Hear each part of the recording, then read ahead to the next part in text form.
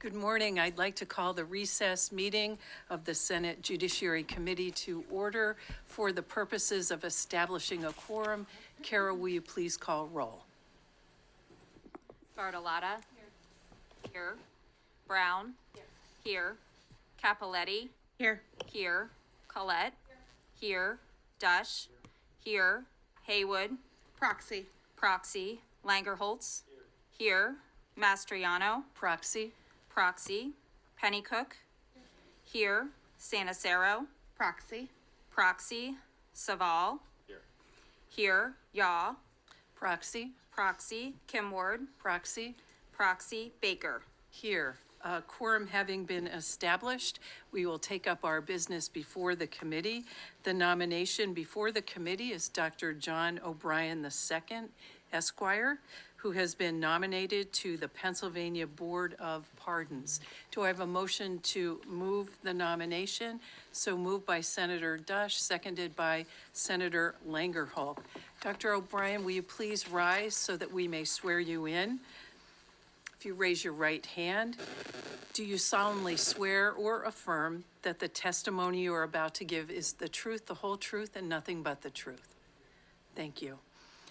You may be seated, and the nominee is a resident of the 9th Senatorial District with Senator Kane here to introduce his constituent to the committee. Senator Kane, you have the floor.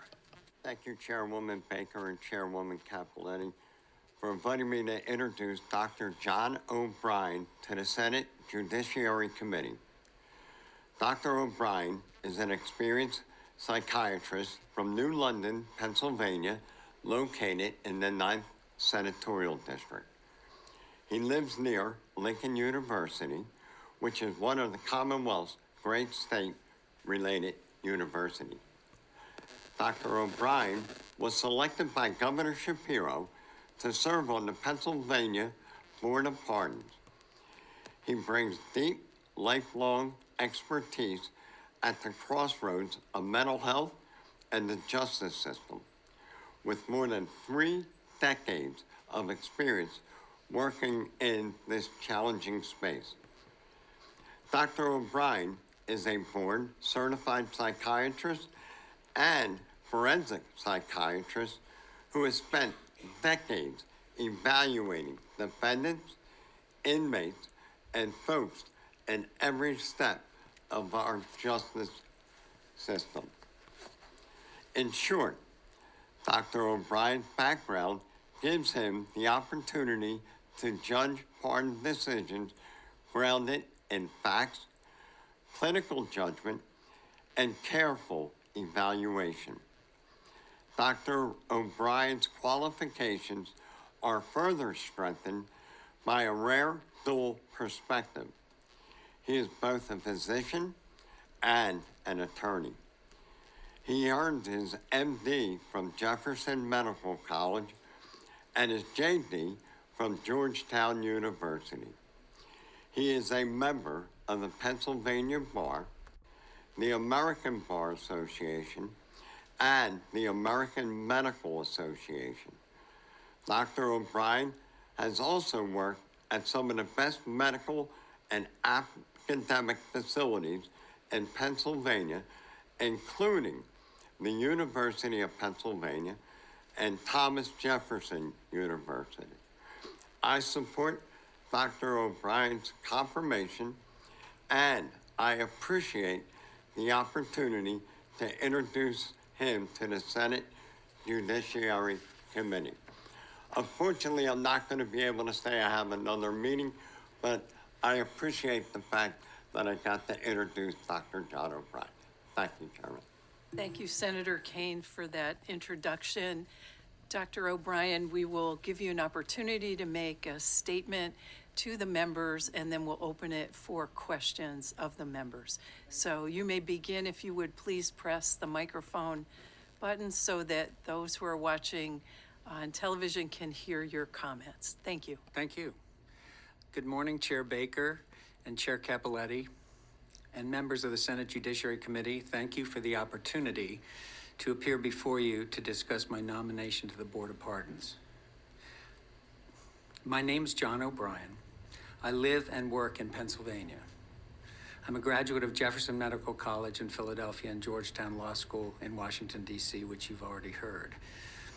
I have worked over the past 40 years as a clinical psychiatrist evaluating and treating patients, and as a medical legal consultant and forensic psychiatrist, evaluating individuals and cases in connection with both civil and criminal legal matters, and providing testimony when requested. After completing my psychiatric residency at the George Washington University Hospital in Washington, D.C., I served in the United States Public Health Service for 3 years, working in the state of Maryland within the Maryland State Hospital System.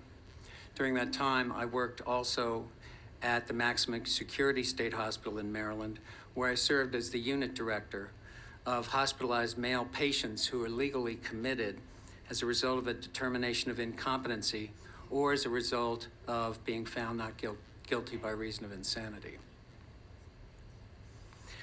During that period of time, I also participated in the evaluation of pretrial criminal defendants within the state of Maryland, all of whom were referred for competency evaluations to that hospital. It's a process that requires generation of an opinion by consensus of all the staff psychiatrists for each case, and the preparation of a report. Court testimony involving travel to all regions of the state of Maryland was shared among the participating staff by rotation, so that no one doctor was burdened by being away from the hospital for a lengthy period of time, as opposed to others. Following my public health service assignment, I returned to Philadelphia and worked as an inpatient psychiatrist and mental health court liaison at Thomas Jefferson University Hospital and also later Pennsylvania Hospital. Due to my experience and expertise in that area, I was later asked to expand and provide court liaison services to other hospitals in the Philadelphia area, and actually worked as a consultant for, I think, 4 or 5 other hospitals, evaluating individuals who were subject to 302 petitions and testifying at their commitment hearings.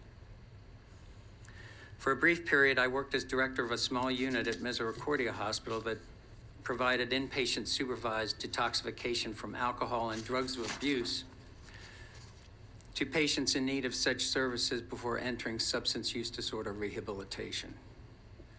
I also set up and staffed an inpatient dual diagnosis unit to treat patients with concurrent psychiatric and substance use disorder diagnoses at the Eastern Pennsylvania Psychiatric Institute.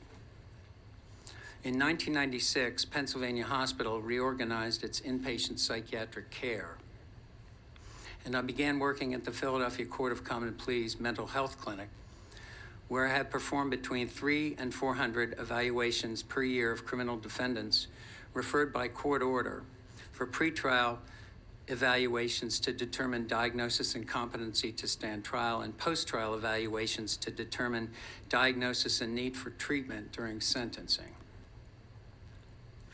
I continue to work for the criminal courts in Philadelphia in that capacity, have been doing so now for 30 years. In addition to my clinical and court work, I have developed a private practice of civil and criminal forensic psychiatry.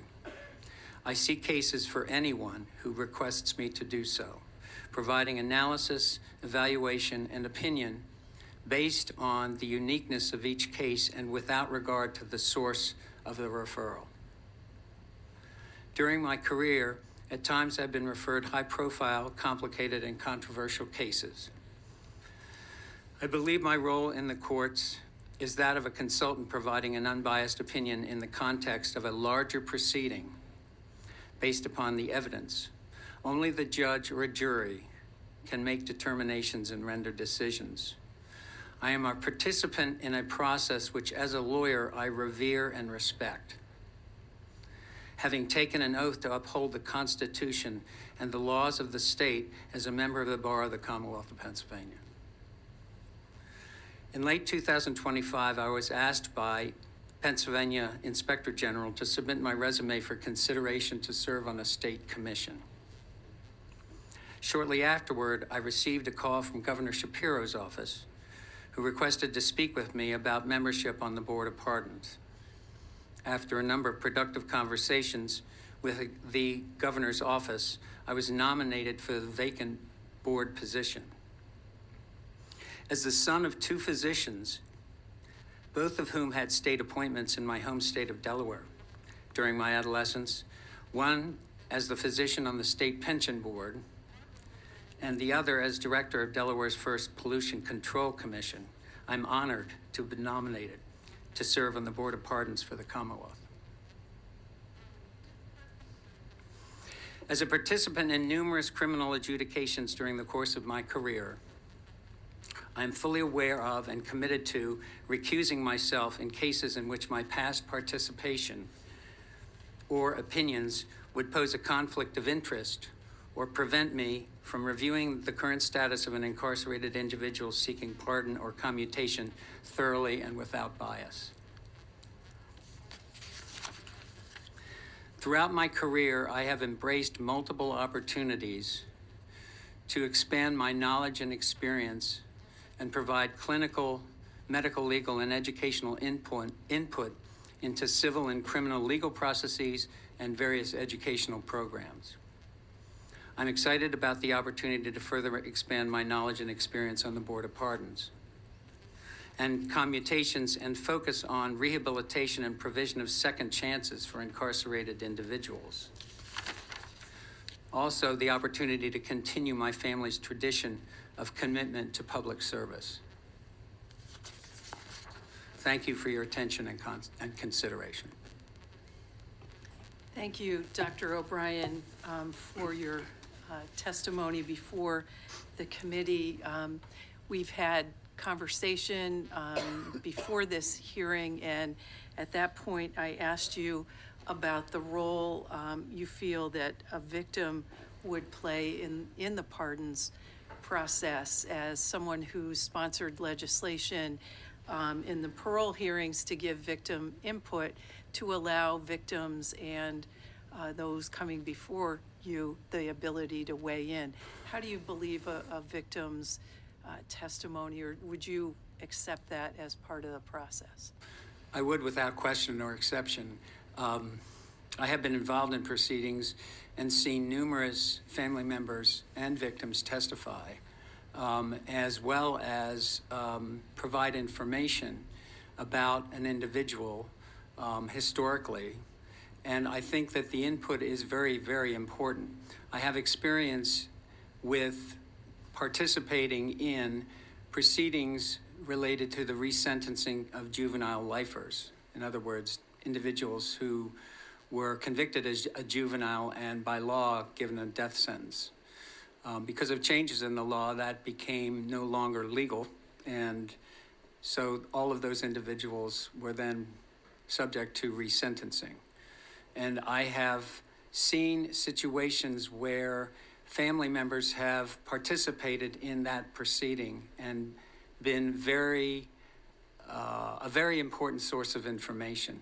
I also was involved in a case where the individual went through the evaluation process and went through the full hearing, and the district attorney negotiated a term of years for the convicted individual because the family was too emotionally friable to deal with another sentencing proceeding.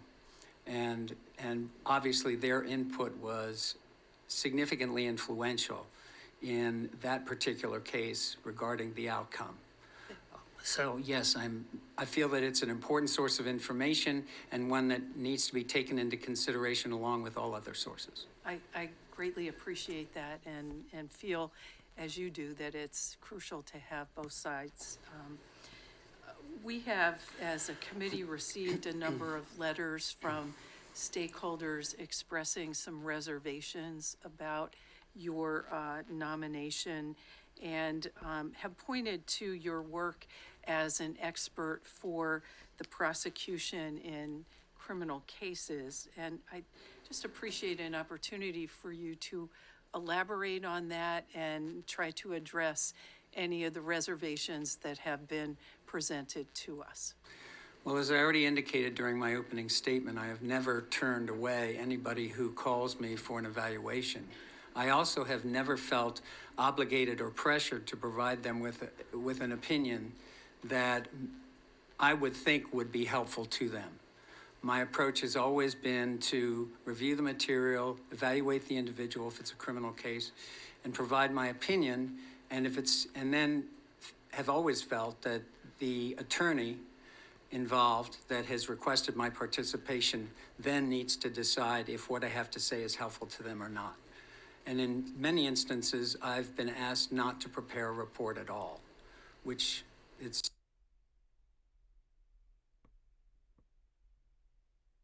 not my call, it's their call to request that, and certainly something I comply with.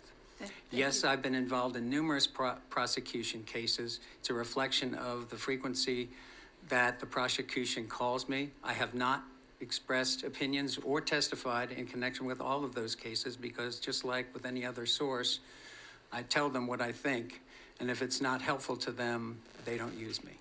I've also had other situations where I've been a court-ordered evaluator, and my opinion has resulted in its usefulness in subsequent proceedings by one side or the other.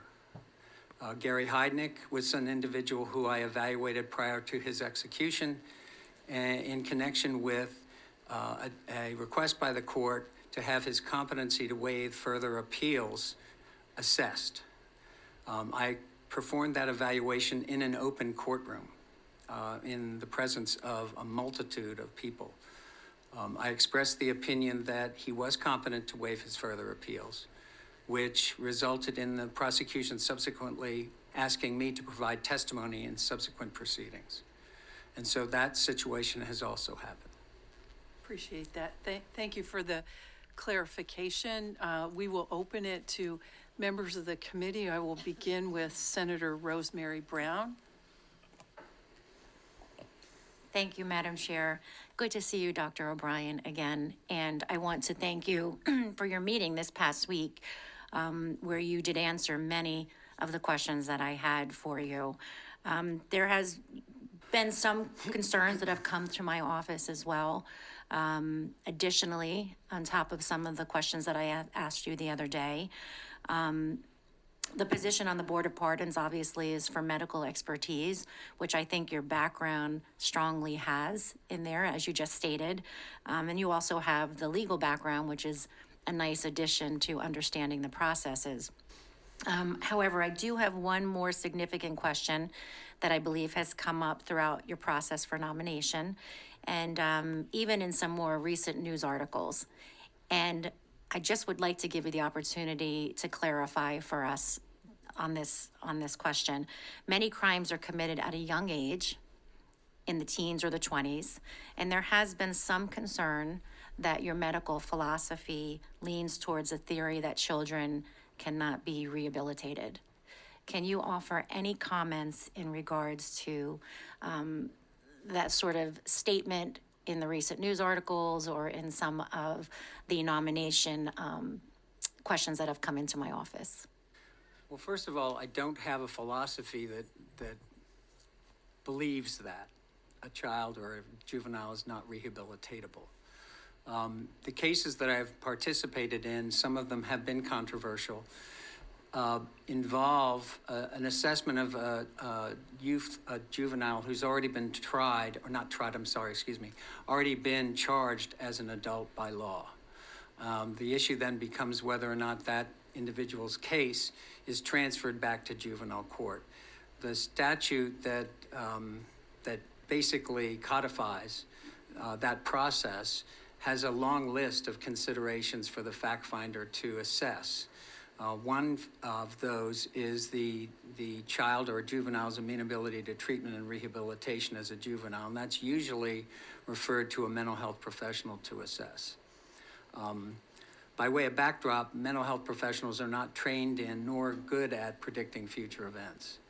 And so it puts us in an odd situation to a certain extent because it's not something that's within our training or experience or expertise.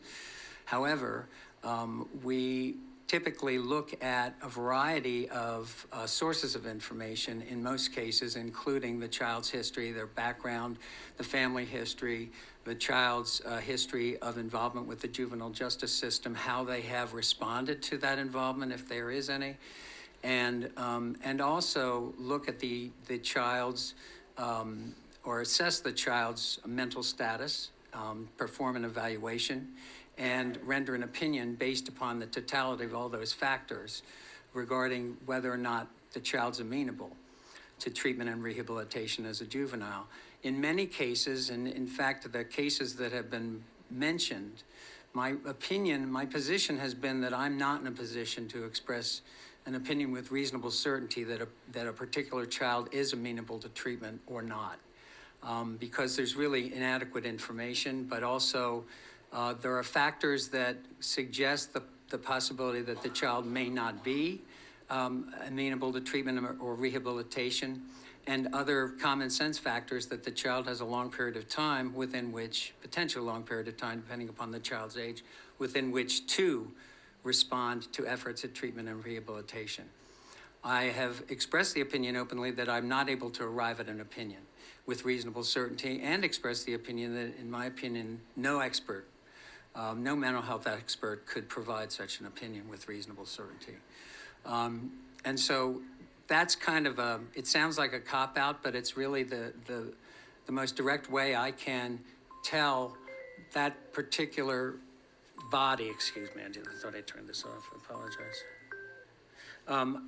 It's the only way that I can inform the trier of fact my position, which is that I am not an individual who can make that determination. Thank you, Madam Chairman. Thank you. Thank you. Sorry. We will go to Senator Saval, followed by Senator Bartolotta. Okay. I just want to make sure this is turned off, sorry. Okay. Thank you, Madam Chair. Thank you, Dr. O'Brien, for appearing here today. Thank you as well I appreciate the time that we were able to have privately to have a conversation. I have to confess I was disturbed by your previous answer to my colleague from Monroe County. In no instance did you refer to the science around youth development and the impact on brain development when it comes to evaluating evaluating defendants. And so I'll give you an opportunity to refer to it now. And just to ask you how you think the science around exposure to trauma and substances and adolescents' impact on brain development, and just more generally, what knowledge we have about brain development for juveniles who are charged as adults, how that would impact your views on the potential rehabilitation capacity for people seeking commutation who committed their crimes as teenagers. Okay. Well, first of all, in response to your question, it's understood now that all adolescents have immature brains, and that the brain maturation continues well into the 20s, 30s, maybe even longer, or maybe even later in life. And so there are aspects of childhood and juvenile behavior which have been opined to be related to or manifestations of the immature brain. And that has been a frequently opined position. I don't take issue with that, and I understand it, and I agree with it. And certainly, childhood trauma can influence future behavior. And so that would be something that any mental health evaluator would be looking for, both in terms of the history, but also in terms of the symptoms, to assess whether or not there was evidence specifically in that particular case of symptoms or behavioral difficulties or whatever that could be attributed to childhood trauma, and include that as part of the factors to consider in arriving at an opinion. And I do that as well. Thank you for that. I will say, and the Chair Baker referred to this at one point in her questioning, that there have been organizations that have expressed their serious concerns about your qualifications in history with regards to this position that you would occupy if confirmed by the full Senate for 6 years. they are a huge number of defense bar groups, the Public Defenders Association of this Commonwealth, the Defender Association of Philadelphia, the Montgomery County Public Defender's Office, the Delco Public Defender's Office, the Blair County Public Defender's Office, groups that seek clemency and pardons before the board. I'm not going to go through all of them. Overwhelmingly, a number of them have referred to cases that where you've testified as an expert witness with regards to juveniles. I'll just note, have received, and it's very rare in instances like this, a number of constituents who have written to me with concerns about your nomination. And I want to refer to a couple of those cases which seem to me to contradict to some degree the seriousness with which you take juvenile brain development overall. So one is, and it's been reported on, well, actually, I'll start with this case, which is Commonwealth versus Green from Blair County, involved a defendant, Damian Green, who was 15 years old. The court found that your report and testimony were inadequate, and they rejected it. You testified that you spent 45 minutes interviewing Green. You administered a psychological test. You didn't interview anyone else or anyone in Green's family. Another case involving a 14-year-old where you testified that the defendant was mature beyond their years, manipulative, and would not benefit from rehabilitation.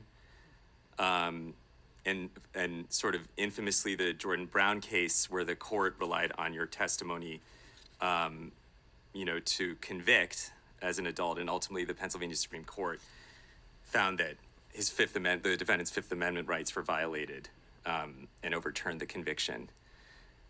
So I'm wondering how you reflect on your testimony and judgment in those cases today. I can't reflect specifically on each case because many of them have occurred years ago in terms of the details. I remember certain aspects of different cases. The case, I think, was it Blair County that you mentioned first? Yes, so that case is 5 years old. Okay, I don't recollect what the circumstances were. It sounds like an evaluation that was unduly brief, and I'm not sure what the reason for that would be. It may have had to do with the cooperativeness of the defendant. I don't know. But I think it's a good illustration of the fact that the decision is made by the fact finder.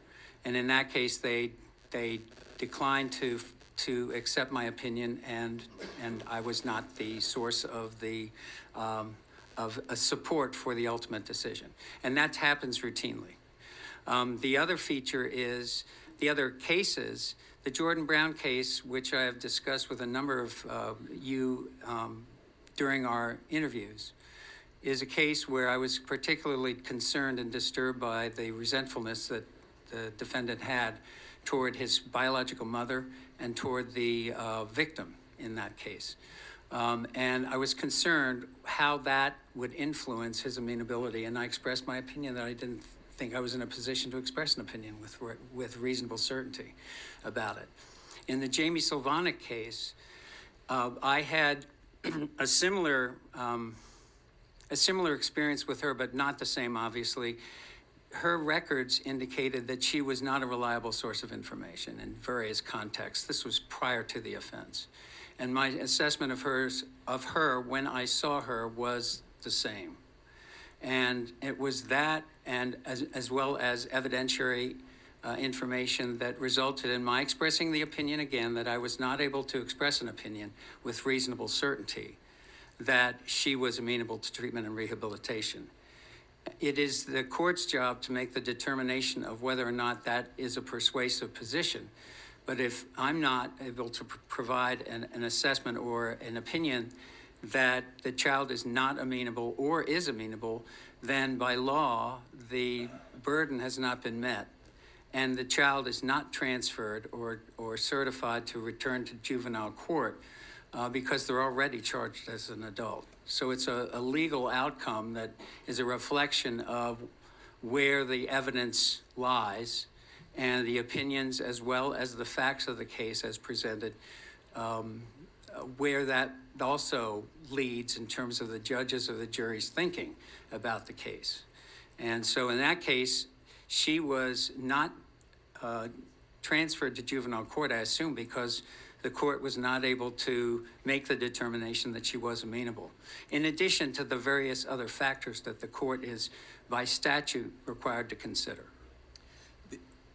But the issue at hand here is you just spoke to the importance of considering trauma, of brain development, and the like, and then, as far as I can tell, in any of these instances, you paid no attention to those facts. That's I mean, that's not true. Well, so let me choose an example. So in the case of Jamie Sylvanik, she claimed to have been raped several times by her boyfriend. She was 14 years old, by her 20-year-old boyfriend. Did you consider any conversation about those claims in your I assessment? don't recollect. You didn't. I know That's the answer. You didn't. I don't recollect. I know that she had had a variety of traumatic facial surgeries, and that she was involved in a relationship with a 20-year-old as a teenager. And I don't recollect the history of any sexual manipulation or sexual assault.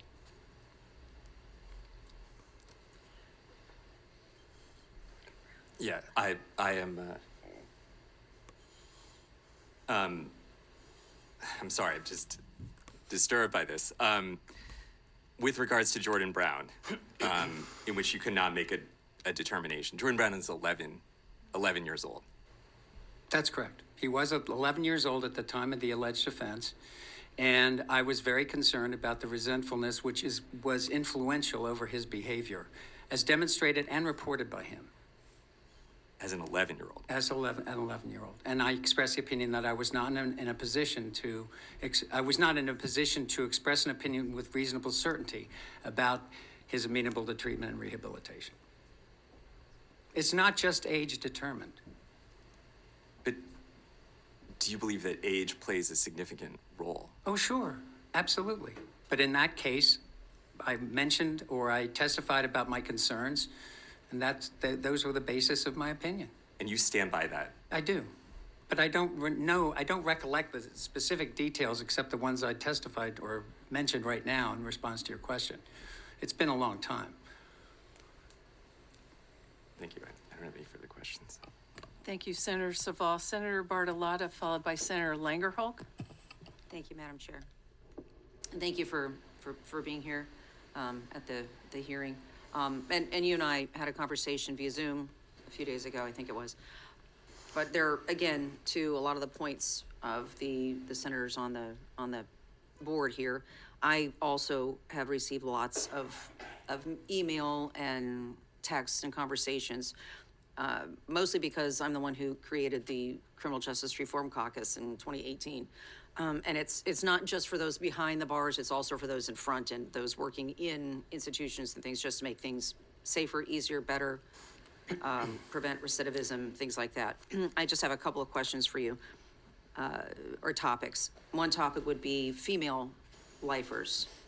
Those, the statistics show that there are at least 85%, probably closer to 90% of women who are given life sentences for, typically it's because of abuse from domestic partners, some other things, or even tragically killing an infant due to postpartum depression. A lot of those women, again, have mental illness associated with their violent act. So I'm just curious to know, what would your opinions be? What would weigh in on your decision making as a member of the Pardons Board when it comes to female lifers who've quite possibly, many are in for 25, 30 years already. And if we knew today, if that trial had gone on today, the decision might be a little different than when they were first incarcerated. My question is, do those considerations weigh in on your decision as far as a pardon or commutation would be for a female lifer under those sorts of circumstances? I would certainly take into consideration any and all factors related to the history of the offense and the individual's history that may have been either considered or not considered, or may have been influential or not influential, but may have influenced their response to incarceration, one way or the other. But I would include consideration of all of that. I don't consider the board's job is to go back and relitigate the past, but certainly to move forward and to consider all those factors from back then, as well as the track record since, to arrive at a decision about the appropriateness of the pardon or commutation. And I don't rule any group or individual out at the outset.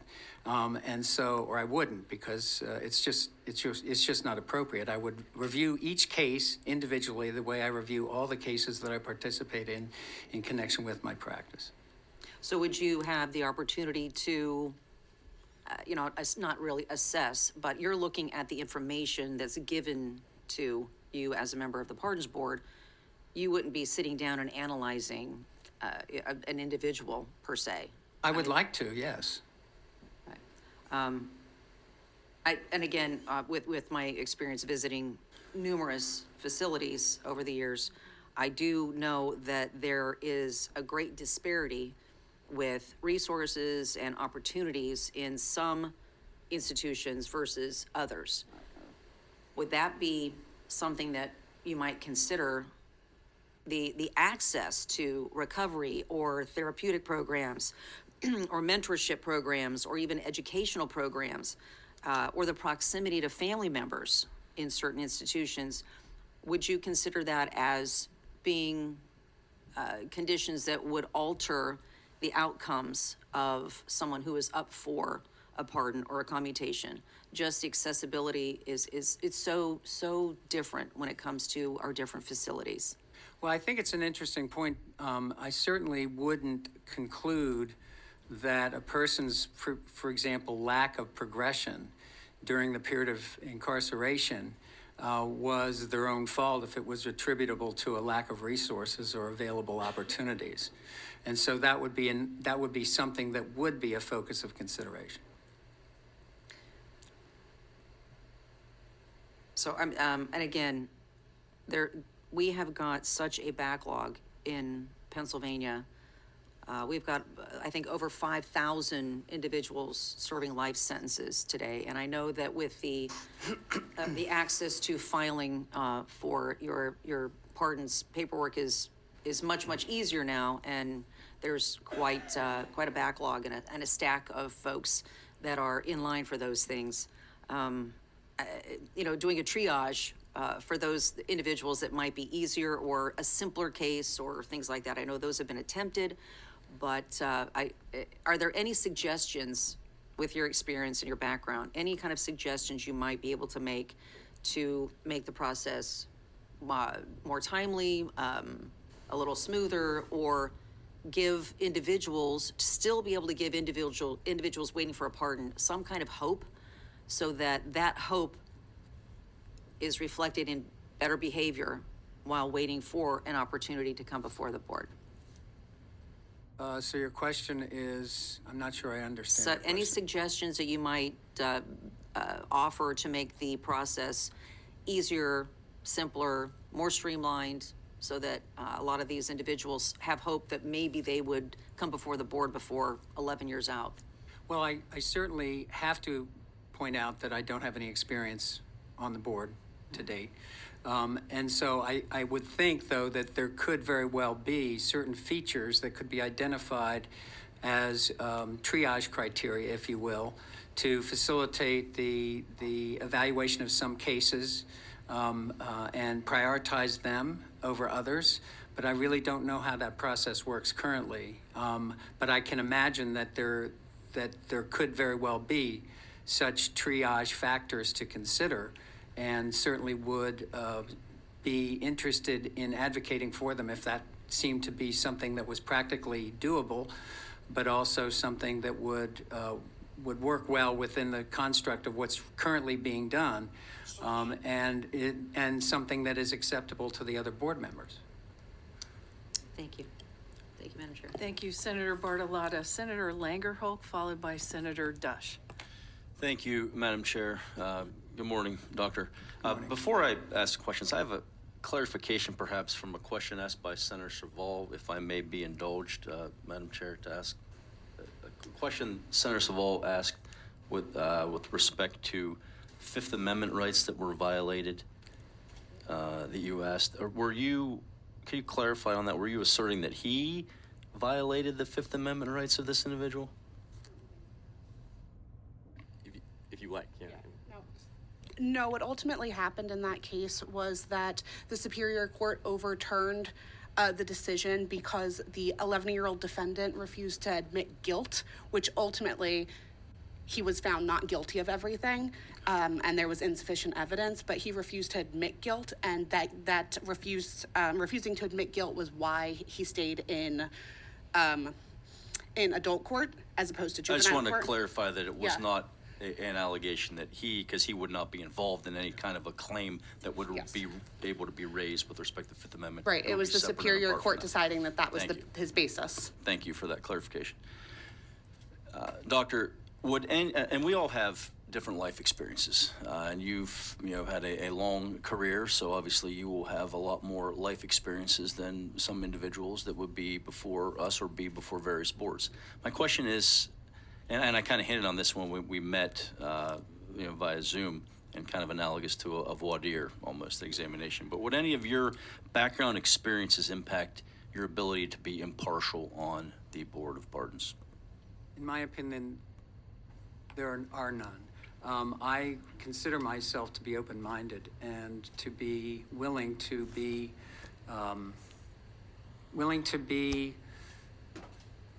influenced, I guess, by what I'm seeing and what the data is in front of me and how the person responds during an evaluation. And so certainly I don't ever approach a case with an idea in mind about what my opinion is going to be in advance of actually going through the record and seeing the person. Thank you. And can you follow the law with respect to the Board of Pardons in evaluating cases before you? I tend to perhaps be a little bit more tuned into following the law than others. And yes, I would be, in my opinion, fully capable of following the law. And finally, do you have any preconceived notions that would prevent you from examining and reviewing each case before you with fairness and impartiality? No, but given what I've mentioned about recusing myself in some cases, I would also be more than willing and eager to point out my prior contact with the case and recuse myself if that was required or appropriate. Thank you, Doctor. No further questions, Madam Chair. Thank you, Senator Langerholz. Senator Dush? Thank you, Madam Chair. Doctor, we talked before, and I appreciate your making self available for it. And as you're aware, I've worked in the Department of Corrections, both with the processing of inmates that are up for parole, as well as working as an officer on the block. And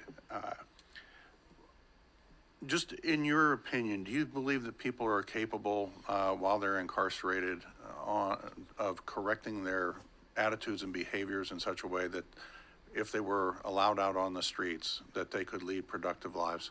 I do. I agree as well. Having personal experience with some of these inmates, both as those who worked for me on a block that I knew had made significant changes, and that, I think, has got to be one of the key elements of deciding on whether somebody like you can be in this position. And your experience and your background, your CV is very impressive on it. One of the things that we talked about, you came up with something, I'm not going to bring it up here because I think that tool ought to remain something of off the record kind of thing for being able to have information to evaluate them. But what I appreciate about you is also, we know that block cards aren't a tool that is being used generally on some of these evaluations, and your openness to actually take a look at that, I appreciate, because those things don't often make it into the packet, but the inmate's behavior on a cell block actually is important because it's reflective of what they're what's likely to experience when they're out on the street. So I appreciate that.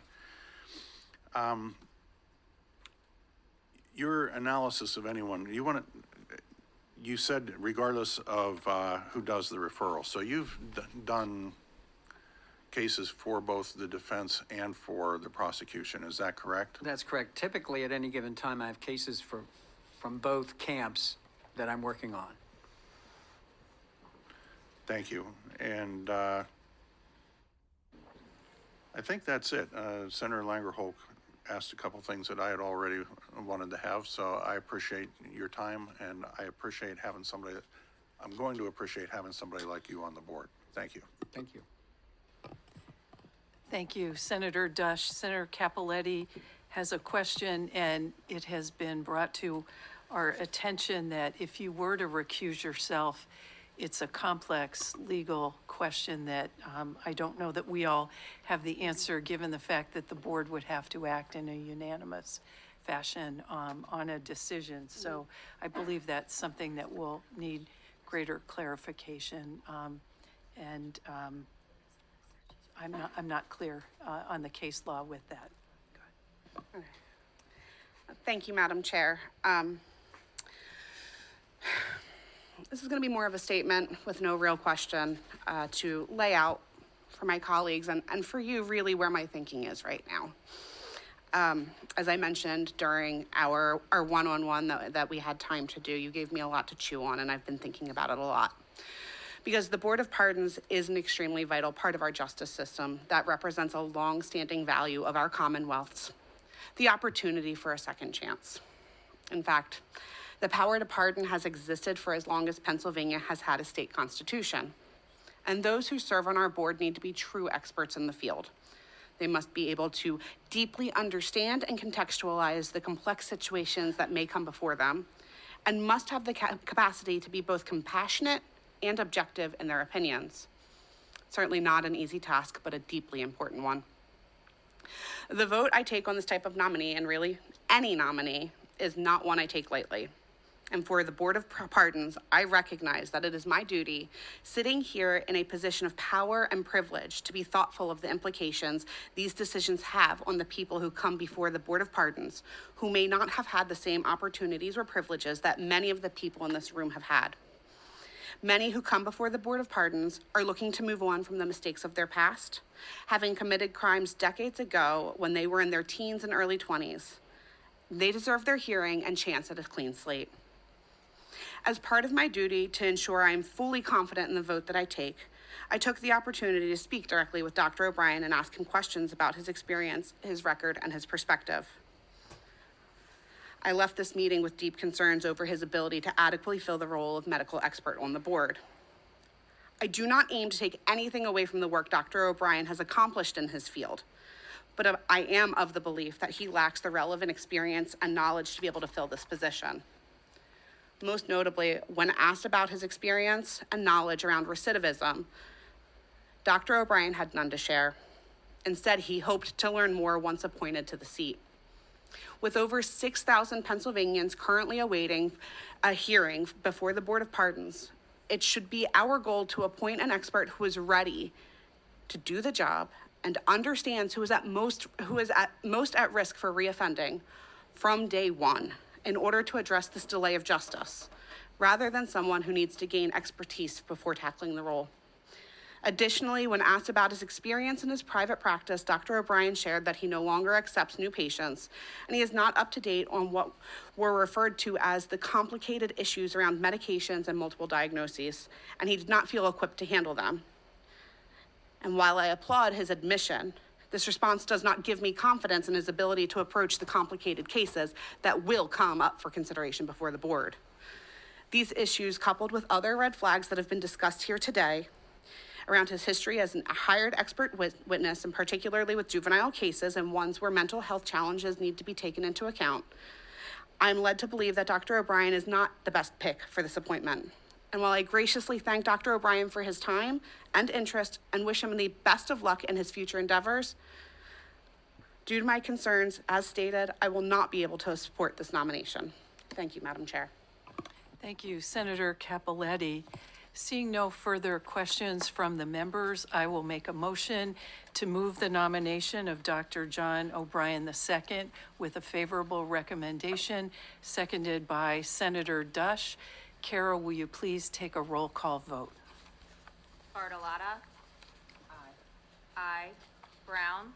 Proxy aye. Proxy, aye. Capoletti. No. No. Colette. No. Dush. Aye. Haywood. Proxy, no. Proxy, no. Langerholtz. Proxy aye. Proxy, aye. Mastriano. Proxy no. Proxy, no. Pennycook. Proxy aye. Proxy, aye. Sanacero. Proxy, aye. Proxy, aye. Saval. No. No. Yaw. Proxy aye. Proxy, aye. Kim Ward. Proxy aye. Proxy, aye. Baker. Aye. Aye.